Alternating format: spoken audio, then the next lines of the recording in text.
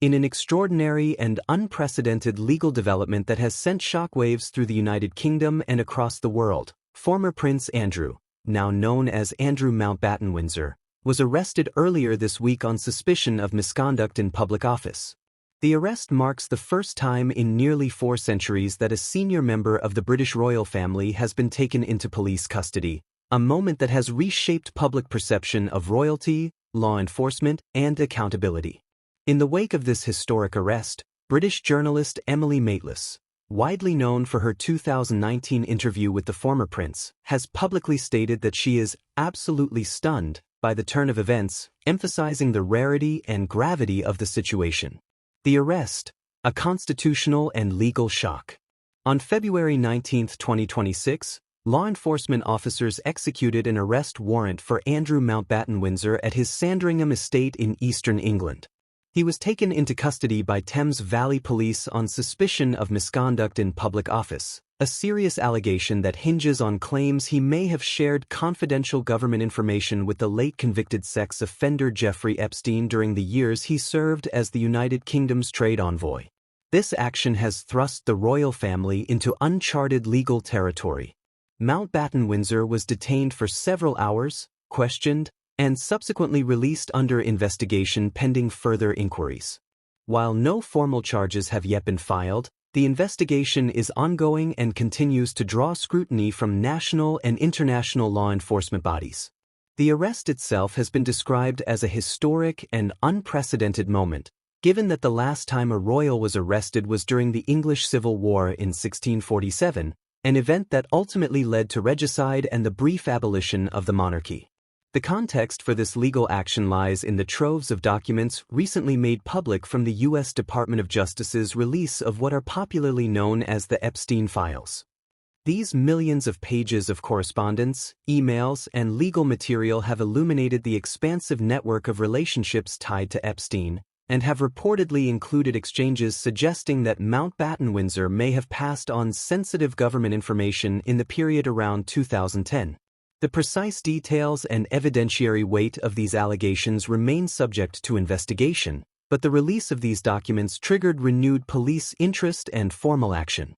Emily Maitlis's reaction: absolutely stunned.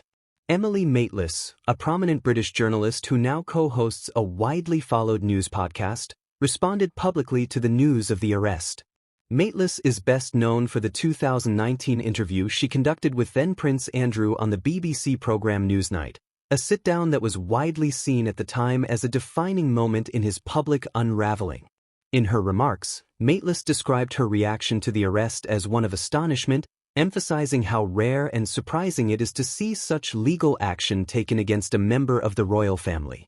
Maitlis stressed that in the context of British history, this situation is almost without precedent. She pointed to the Civil War and the execution of King Charles I as the last major moment in which a royal faced legal action in this manner, underscoring how unusual the current circumstances are. She framed the arrest not only as a legal event, but as a symbolic rupture from centuries of royal immunity and deference. She also reflected on the dynamic between the former prince and the monarchy itself. Although Mountbatten Windsor was stripped of his military titles and royal status years ago and removed from his official royal residences, he remains in the constitutional line of succession and retains personal ties to the crown. Maitlis said that the arrest, and the fact that the king was not informed in advance, raises fundamental questions about how close the relationship between Andrew and the monarchy will now appear to the public and what that means for the institution as a whole. Maitlis described King Charles III's response, a statement asserting the palace's cooperation with police and expressing deepest concern, as curiously worded, noting that it was not clear whether the concern was for his brother, for the victims alleged to have been affected by Epstein, or for broader institutional stability. In her assessment, the tenor of the king's remarks highlighted the difficult position the monarchy finds itself in as it attempts to balance family loyalty, public accountability, and legal responsibility. A legacy tainted by the Epstein scandal. To understand the magnitude of the arrest and Maitlis's reaction, it is essential to revisit the scandal that precipitated Andrew's fall from grace. Mountbatten Windsor's connections to Jeffrey Epstein, the American financier who was arrested in 2019 on charges of sex trafficking minors, have been the subject of relentless public and legal scrutiny for years. Andrew's 2019 interview with Maitlis was intended to be a moment of public clarification, an opportunity to address allegations that he had engaged in sexual activity with one of Epstein's accusers while she was underage and that he had maintained an unethical and deeply troubling relationship with Epstein long after the latter's criminal behavior was widely known. However, the interview had the opposite effect. Andrew's responses, perceived as evasive, insensitive, and deeply unconvincing, generated a public backlash that accelerated his withdrawal from royal duties and eroded his standing in the eyes of the public and the media. In that interview, Andrew denied having sex with the accuser, rejected certain documented evidence, and attempted to explain his association with Epstein in terms that many viewers found baffling and implausible. The response was swift, and he soon stepped back from official engagements, lost patronages, and was gradually stripped of the honors that once defined his public role. While he paid a significant settlement in a civil lawsuit in the United States related to allegations stemming from his Epstein connection, the settlement did not include any admission of guilt, leaving unresolved questions and lingering public skepticism. The release of the Epstein files in recent months has brought new attention to the matter. These documents, made public through U.S. legal channels, reportedly contain communications that suggest a more intimate and operational connection between Mountbatten Windsor and Epstein than previously acknowledged. This has helped catalyze the renewed law enforcement interest that culminated in his recent arrest. The monarchy responds, a delicate balance. King Charles III's response to his brother's arrest is emblematic of the delicate balance the monarchy must strike between family solidarity and institutional integrity. In his public remarks, the king emphasized the royal family's support for the police and judicial process, asserting that the law must take its course. At the same time, his statement expressed a deepest concern, a phrase that has been interpreted in different ways, as concern for his brother, for the victims affected by the Epstein network, or for the stability of the monarchy itself. The broader royal household has sought to maintain a posture of cooperation with legal authorities while avoiding inflammatory public commentary.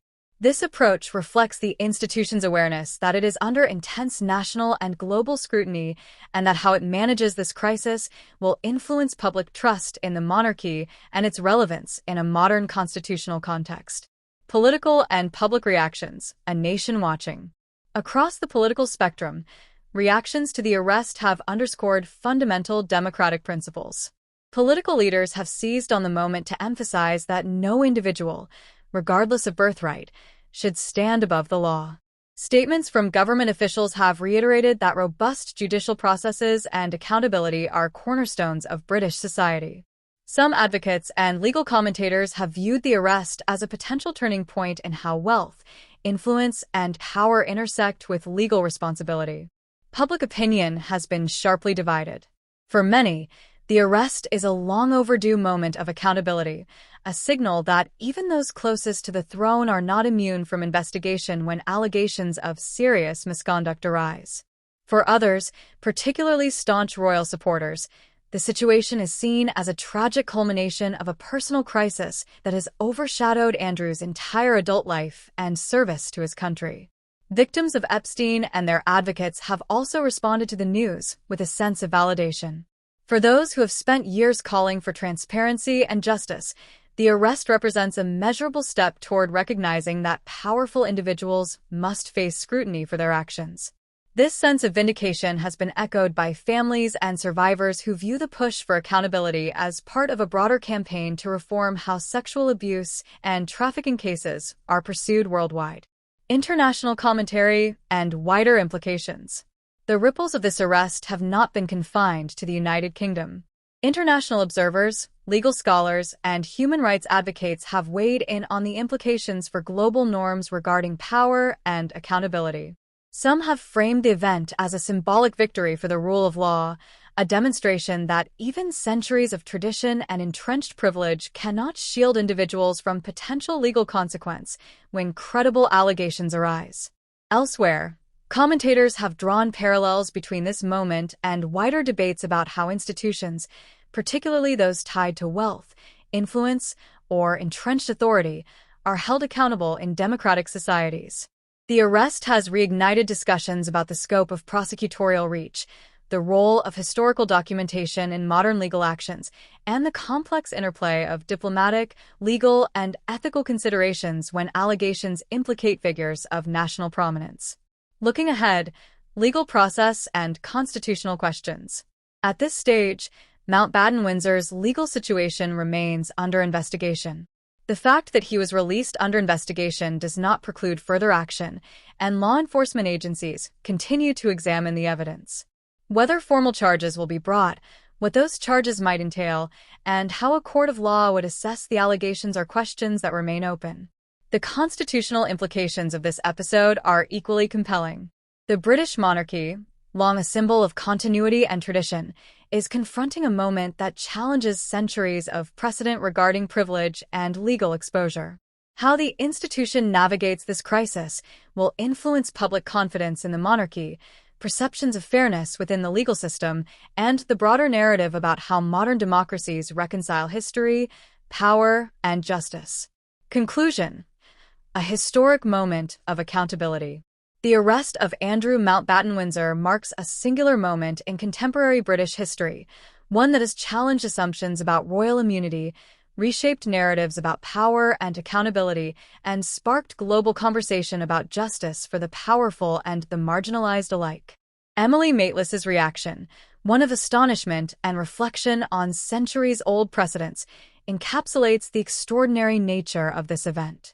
What began with a high-profile interview in 2019 has evolved into a full-blown legal and historical moment with far-reaching implications. As investigations continue and the story unfolds, this episode will undoubtedly remain a defining chapter in the ongoing relationship between the British monarchy, the rule of law, and the public trust in institutions. In confronting the legacy of past actions and the demands of present justice, the United Kingdom finds itself navigating a profound and unprecedented chapter, one that may redefine how power and accountability coexist in the 21st century.